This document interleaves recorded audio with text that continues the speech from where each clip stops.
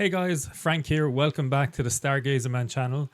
So Dwarf Lab have kindly given me access to beta test the new Sky Atlas feature for the Dwarf 3 and also the Dwarf 2. So I'm super excited to test this feature out. It's been long awaited. I know it's been requested by a lot of the early adopters and also the current users of the Dwarf 2. So I'm super excited to try it out. This is a hot take. I haven't opened it yet, so I'm going to record it as I do it so you can see exactly the experience. I've also, as you can see, got my trusty Dwarf set up next to me, and I'm going to connect and see how it works out.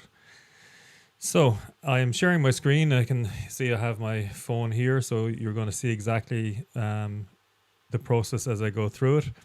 So I'm going to open the Dwarf Lab app. And yeah, see it right there at the bottom left-hand corner, Atlas. So I believe that you can use this offline without connecting to the Dwarf. So I'm going to test that first. I'm going to click on Atlas and see what happens. So Atlas requires downloading a database. Continue. Yes. So we're going to download that. Obviously, it's going to pull down some extra data of stars, etc. Download success. All right. Immediately, this looks fantastic. Sorry, my immediate impression is that this is super. It's literally the exact same as Stellarium, which is very odd because I actually have this open right here. Wow. Okay, that's cool. So let's try searching for an object. Let's go to, so we have a menu, which is great. And we have recommended. So this is awesome. This gives us a list of recommended objects that we can go to and to image. And it looks like we can favorite some. Markarian's chain, fantastic cluster of galaxies. Highly recommend you would image that with the Dwarf. It's actually a really good field of view for the Dwarf. You'll get quite a lot of those galaxies that are in Markarian's chain. So let's see what happens when we click on the icon. Right, so it goes to where Markarian's chain is.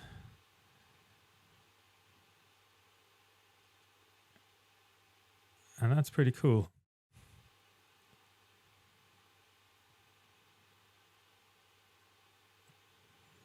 And I presume the camera icon is going to be the go-to. Please connect to Dwarf first. Okay, we won't do that just yet. We'll still explore the app a little bit more. Okay, let's try something else. Let's type in, let's say, M15.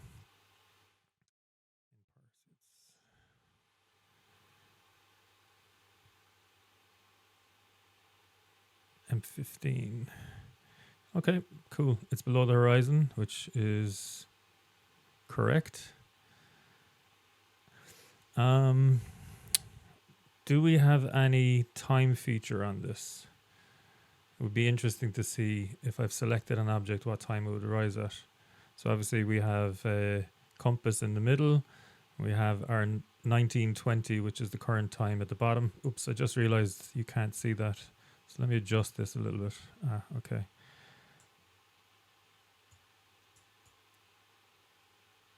There we go. Okay, so we can see 1920 at the bottom. Let me click that. Okay. Would be good to have the ability to move the time forward and back, or maybe the dates forward and back. I suppose I'm used to using Stellarium, and that's just something that you that's a feature of Stellarium that you get quite used to using. Let's click on these boxes over here and see what these are. Okay, so we can change some of the layout. So we can obviously remove the grid. We can remove the labels. We can add the atmosphere. That's useful. Looking more and more like Stellarium all the time. And then landscape, we can remove the landscape. Okay, so it's like a Stellarium light. That's what my impressions of it are so far. Which is perfectly fine because before we had no atlas and now we actually have an atlas, which is awesome. So if we then go to, actually, let me go back to the atlas first of all and just do one more search. So if we go in here and we go for the Leo quartet,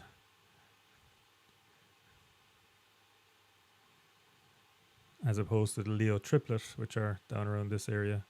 So the Leo quartet, awesome. I can see this circle, which looks like it's showing you the area that the target area. Maybe it's crosshaired and this would be exactly where the dwarf would center on. It would be very cool, as another suggestion, dwarf people, if you showed a field of view of, showed the field of view of the actual dwarf itself, so that you had like a rectangular box to give you an idea of really what you're going to expect to be able to image. Just as a suggestion. Maybe those circles aren't actually that. Maybe they're something to do with calling out that it's a cluster. More than likely, that's probably what it is. Okay, and yeah, it's pretty intuitive. It's very responsive. Let's go back to the menu again. Click on favorites. I haven't favorited anything, so I'm sure if I click a few favorites and go in here, they're in there. Perfect. And Dwarf Lab. So, okay. We have the sun and the moon under solar and lunar. We can go to all. Are these the Dwarf Lab favorites? I don't know. Nebula, galaxy, clusters. Oh, okay, I see. So, okay, I understand. So what we have here are the recommended, and what we have over here then is just your database. So you can actually select by type. Awesome. So you can go by type over here, which would be say like galaxy, and I can go down through it, or I could probably choose catalog, and it's going to give me each of the catalogs. Amazing. So Messier, NGC, IC, etc., etc. So if I wanted M42, we'll say, I can probably just go along here and search for M42. Perfect. I wonder why they are listed in this format. That's curious. So let's just search for M42. Okay. And it is below the horizon, which would be correct. And let's go for M18, which is above the horizon, which is correct. So that's cool. Oops, I went there. Okay, no problem. Cool. Okay, this looks really good. So what I'm going to do now is I'm going to turn on my dwarf.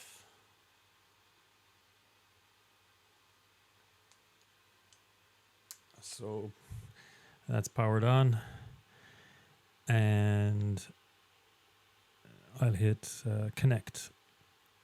So it's going to search for the device. And what's interesting is that this was obviously developed for use with the Dwarf 3, and kudos to Dwarf Lab for really taking care of their customers and allowing the software to work with the Dwarf 2, because my instincts are that this is going to really open up the Dwarf 2 for a lot of people. One of the drawbacks I felt with the Dwarf 2 originally was that the how you selected the objects, especially for newcomers to the hobby, was not as intuitive as it might have been. And in fact, I often used to use Stellarium or some other planetarium software on the night, really just to plan out what I was going to observe, in the sense that I wanted to know was something above or below the horizon, etc. So having this in the palm of your hand and not having to switch between two separate apps, that's going to be great. So let's connect. Okay, so we're connected. And let's just move to Atlas. Great. And I will pretend I am outside. I will take this outside later on tonight. It's forecast to be clear, so I'm going to take this outside and run it through its paces. But I couldn't wait. I had to try it out in the daytime. So let's assume it's dark and we want to image M13. So let's click on M13. Great, it's found it. Hercules Globular Cluster. And let's hit the camera icon. So if you want to start astrophotography, please upgrade to the latest firmware. Okay, no problem. We've got a firmware update. So this is going to be a hot take on how well the firmware is going to update. No pressure, Dwarf. So let's click OK. It's not doing anything. And I presume that's because I'm in the Atlas app itself and I need to exit it to update the firmware. Maybe something to do there is that when a firmware update is needed, it would just bounce you in there. So let's see. There's a red dot over settings, so that's obviously indicating there's something needs to be done. Red dot over my device. And as we see, firmware upgrade. So let's hit that. And we're going to go to version 2.1.03. Add one-click go-to function. Aha, so this has to update, obviously, to allow the Sky Atlas to be able to go to from when you click on the item. So we're going to download now. Downloading the firmware using mobile data. The firmware download size. I may have... No, I'm pretty sure I am connected to Wi-Fi. No, I'm connected to the Dwarf, obviously. So I'm going to stay connected to the Dwarf and download over mobile data. And that's fine. So let's go back here and we're going to download. And that's fine. It's only 15 megabytes. It's grand. So we're downloading the latest version.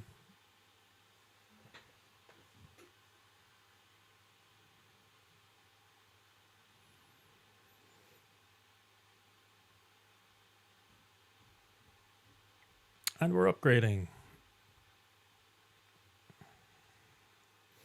Firmware upgraded. Please restart the telescope. Okay. So I'm going to go to settings, my device. Firmware upgrade is still showing.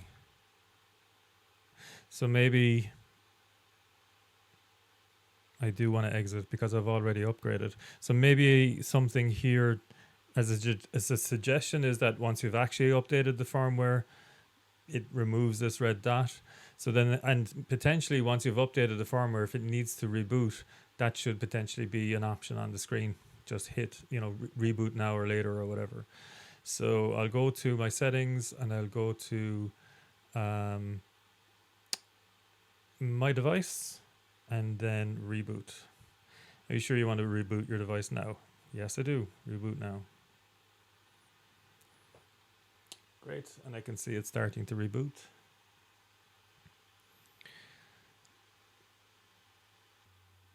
Okay, so several minutes have passed and the green ring is still circling around and there's no notifications on the app as to what's happening. So I'm presuming again what I'm going to have to do is exit from the app and potentially go home and then hit connect again.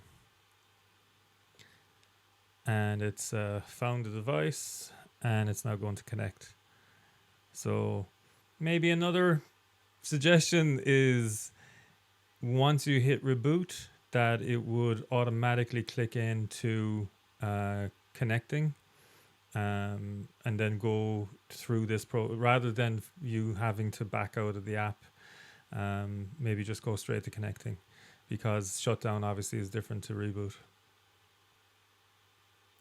And connection is successful again. Amazing. Right, so we're going to go immediately back into the Atlas.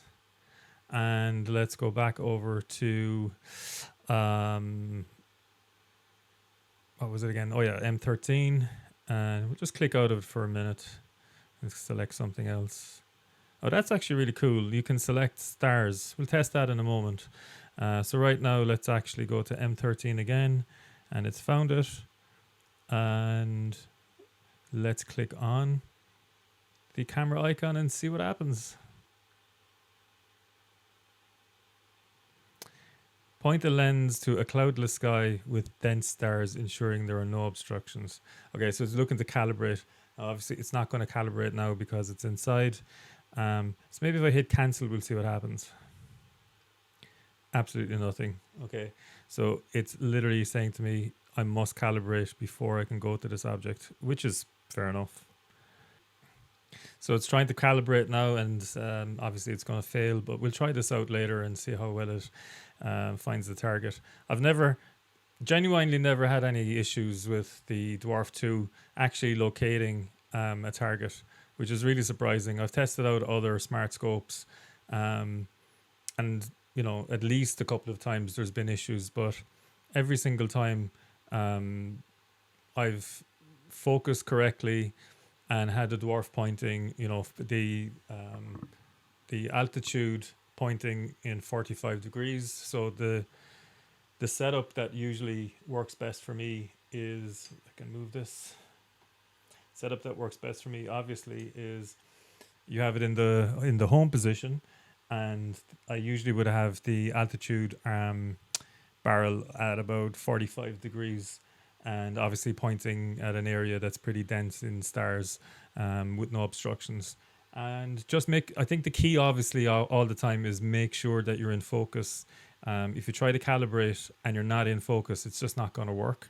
Or if you try to calibrate and there's objects blocking you, potentially like trees, etc., especially when it tries to do kind of the different points of calibration, that's going to be a problem. So just, you know, fairly obvious, if you're going to use a telescope, you need to have clear sky, unobstructed view in front of you for it to actually be able to understand where it is.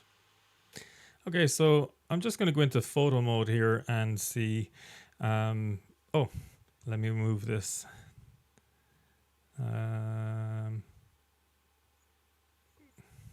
Yeah, I can move it to here.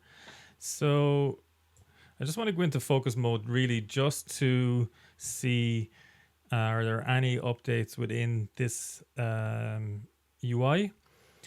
And so let's go to function first of all. So okay, nothing in there about Atlas. We'll come out of function. Let's go to photo and scroll down. Oh, okay, this is new. Auto capture. Not entirely sure what auto capture is. Let's click it. Dwarf is resetting. Interesting. I wonder what this is. Dwarf, have you hidden an Easter egg? Were we supposed to find this? Not entirely sure what this is doing. So it said it was resetting.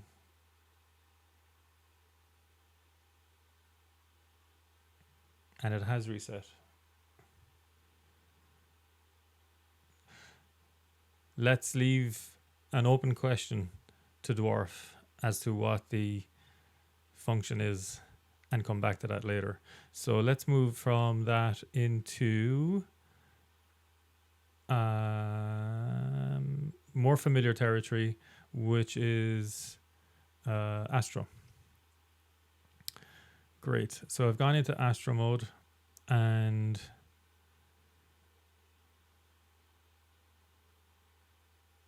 function.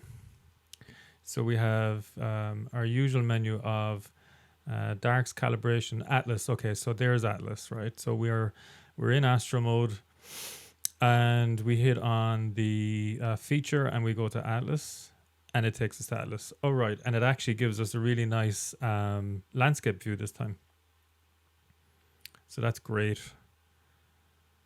It looks like we don't have to move from portrait to landscape, etc. So this is great. So let's again, and it's going to fail, but I might as well just try it out. So let's click on NGC 2238, which is the harp cluster, and we click on go to, and again, it's just asking, it's asking to calibrate again. So obviously I'm just going to hit cancel. So that's great. And if I hit the back arrow, takes us back into the actual feature itself. Amazing. So my immediate impressions of the Atlas feature is that it's super intuitive to use, especially if you've ever used Stellarium. And the only,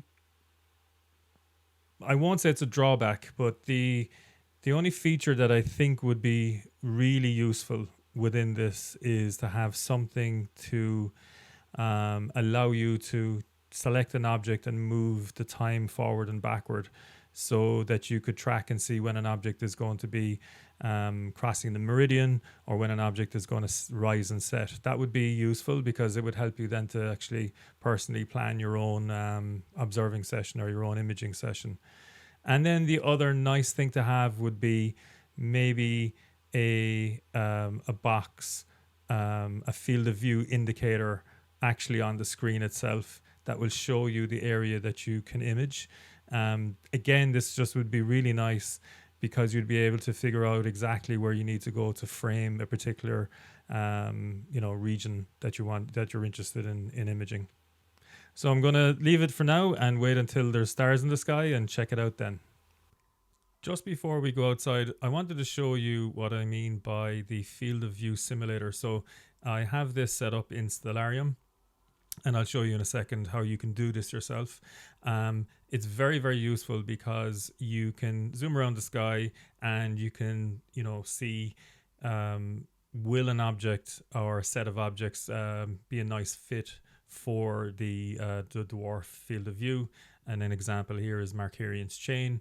So as I said earlier, it's a nice feature to have, and I use it all the time when I'm doing imaging sessions, because I want to see not just does it fit into the field of view, but the actual rotation of the object as well. Because of field rotation, you need to know, is it going to be in or out of the field of view.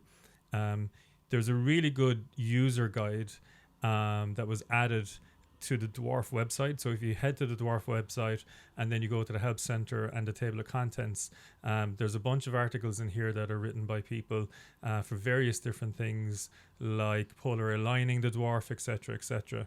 So if you click on configuring Stellarium field of view simulator for Dwarf 2, you'll see all the steps that you need to do in Stellarium to get that field of view simulator working for you.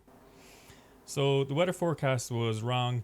It wasn't clear skies. It's actually raining, and although it's stopped now, and there are a couple of clear patches, so in between the showers I'm going to try and quickly image a couple of objects just to see how well the Atlas performs.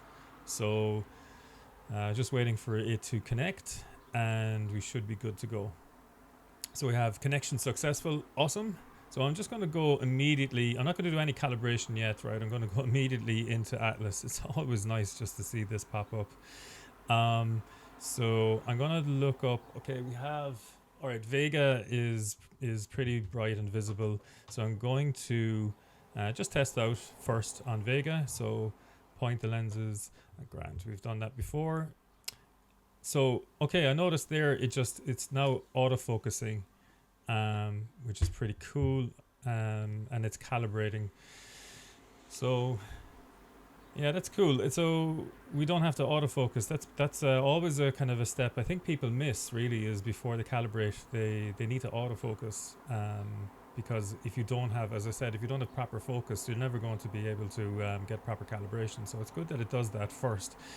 And now it's going to processing and success. Okay, so boom, there we go. Vega in the center of the field of view. Can't ask for better than that. So right, okay. Um, that's pretty cool. We're going to hit on function and we're going to go back to Atlas. Okay, that's interesting. So it's brought us to a place that's not Vega. So, okay, maybe another thought there is the Atlas would stay on the object that it was already tracking. Or maybe I didn't have, maybe I wasn't tracking. That's probably the issue. All right, so let's try a second target while we have a chance before the next shower comes. So let's hit on the Hercules globular cluster. So, oh, it is currently tracking Vega. Okay, so that's interesting.